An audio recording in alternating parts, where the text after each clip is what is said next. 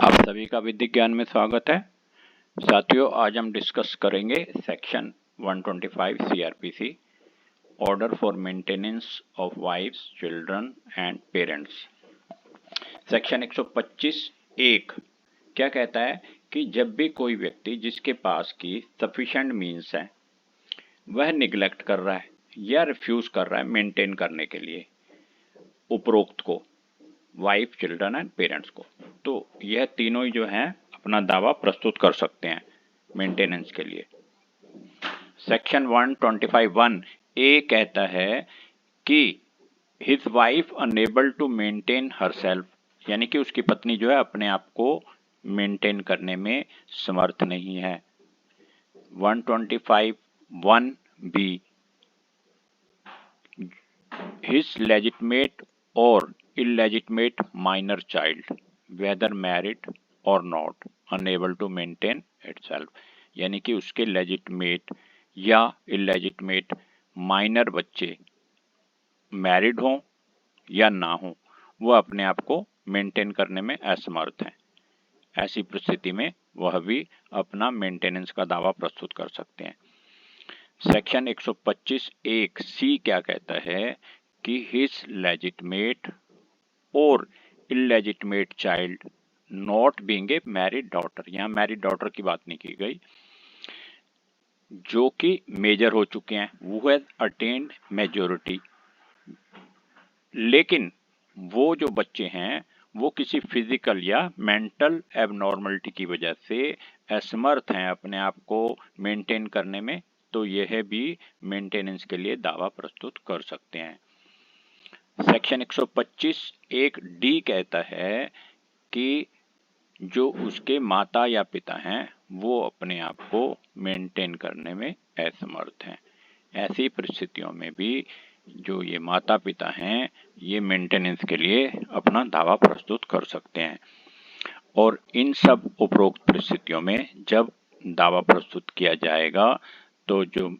Concerned magistrate हैं वह जो है सभी परिस्थितियों को ध्यान में रखते हुए और उस व्यक्ति की जो है कमाने की क्षमता को ध्यान में रखते हुए जो है वह जो भी अमाउंट, कोई रीजनेबल अमाउंट जो है वो उसके लिए ऑर्डर कर सकते हैं मेंटेनेंस के लिए। साथियों, जब 125 सीआरपीसी में दावा प्रस्तुत करने के लिए जो है कोर्ट में जब पिटीशन लगाई जाएगी तो यह पिटीशन जो है इसमें कुछ समय लगता है इसको एंड होने में, इसका डिसीजन आने में। तो during the pendency of the proceeding जो इंटरिम मेंटेनेंस के लिए भी जो है अप्लाई किया जा सकता है, एप्लीकेशन लगाई जा सकती है, और जो कंसर्न मजिस्ट्रेट हैं वह इस पर भी अपने जो है डायरेक्शन दे सकते हैं कि कोई रीजनेबल अमाउंट जो है उनको जो है पेमेंट हो जाए, बाद में जब फाइनल मेंटेनेंस के लिए अमाउंट निर्धारित होगा उसमें से वह अमाउंट जो है एडजस्ट हो जाता है। अब हम बात करते हैं कि यहाँ सेक्शन 125 सीआरपीसी में जो वाइफ का रेफरेंस है कि वाइफ का अर्थ यहाँ पर क्या है। तो वाइफ में इंक्लूड है women who has been divorced by और हैज ऑब्टेन्ड, यानी कि उसने डाइवोर्स ले लिया है या उसे दे दिया है डाइवोर्स उसके हस्बैंड के द्वारा और उसने जो है अभी तक शादी नहीं करी है, तो वह जो है वुमेन मेंटेनेंस के लिए हकदार होगी और वाइफ में वह भी इंक्लूड होगी। सफिशिएंट मींस जो है यहाँ पर 125 सीआरपीसी में जो है जो सफिशिएंट मींस का रेफरेंस आया है, साथियों इसका अर्थ जो है खाली विजिबल मींस से नहीं है कि वह कोई जॉब कर रहा है, उसके पास जो है प्रॉपर्टी है, कोई पर्टिकुलर एम्प्लॉयमेंट है। It is not confined to the actual pecuniary resources of a person, कि जो विजिबल हो कि उसके रिसोर्सेज ऐसे जो है जिनका फिजिकल एग्जिस्टेंस है, बट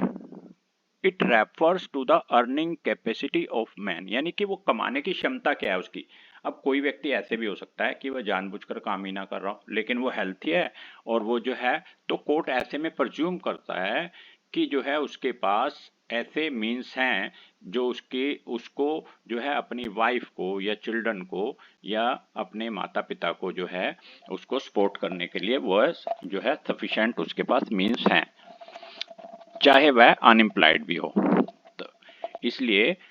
वर्ड सफिशिएंट मीन्स जो हैं should not be confined to the actual pecuniary resources of a person but should have reference to the earning capacity. मतलब उसके काम करने की क्षमता कितनी है। वह काम नहीं कर रहा तो अलग बात है, वह जानबूझ के काम ही ना कर रहा हो, लेकिन वह हेल्दी है, वह काम कर सकता है, तो कोर्ट प्रज्यूम करेगा कि जो है वह उसके पास जो है सपोर्ट करने के लिए सफिशिएंट मीन्स हैं। केस लॉ का हम जो है यहाँ रेफरेंस लेंगे, राय बारी बेहरा वर्सेस मंगाराज बेहरा 1983। कोर्ट ने कहा है यहाँ पर कि मेंटेनेंस जो है वो डिटरमिन होगी the light of standard of living of the person concern, अर्थात जिसके प्रति दावा प्रस्तुत किया गया है जो है वह हस्बैंड जो है या वह फादर या वह जो बेटा है जो उसके माता पिता जो है उससे मेंटेनेंस का दावा प्रस्तुत कर रहे हैं, उसकी जो है कमाने की क्षमता कितनी है, और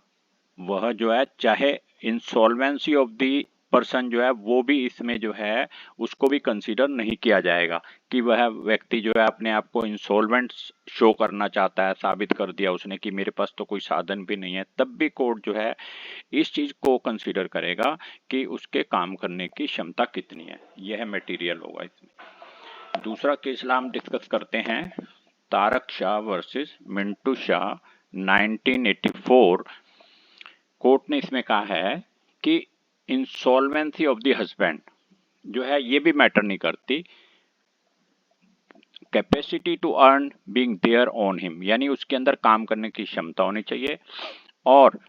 वह निगलेक्ट कर रहा है या रिफ्यूज कर रहा है मेंटेन करने के लिए, तो ये उसकी ड्यूटी बनती है कि वह अपनी वाइफ को जो है सपोर्ट करे अगर उसके पास सफिशिएंट मीन्स हैं। और सफिशिएंट मीन्स को हमने ऊपर जो है रेफरेंस दिया इसका, सफिशिएंट मीन्स का मतलब एक्चुअल पेक्यूनरी रिसोर्सेज नहीं है, उसके काम करने की क्षमता पर ही यह निर्धारण होता है। साथियों, सेक्शन 125(4) में हम उन परिस्थितियों को जो है डिस्कस करते हैं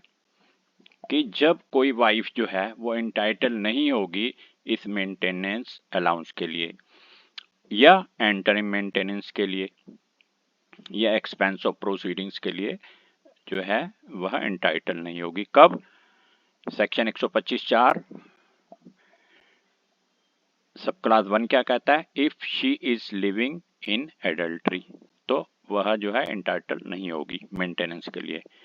If without any sufficient reason she refuses to live with her husband, बिना किसी रीजनेबल कारण के जो है वह रहने से मना करती है, वह छोड़ के चली जाती है अपने हस्बैंड को, और वह दोनों आपसी सहमति से अलग रह रहे हैं, इन 3 परिस्थितियों में जो है वाइफ एंटाइटल नहीं होगी मेंटेनेंस अलाउंस के लिए। साथियों, सेक्शन 125(5) क्या कहता है कि अगर उपरोक्त दावा प्रस्तुत किया गया है 125(1) में और उस दावे के समर्थन में अगर कोर्ट ने कोई डिक्री पास कर दी मेंटेनेंस की, और बाद में जो है यह पता लगता है कि वह वाइफ जो है वह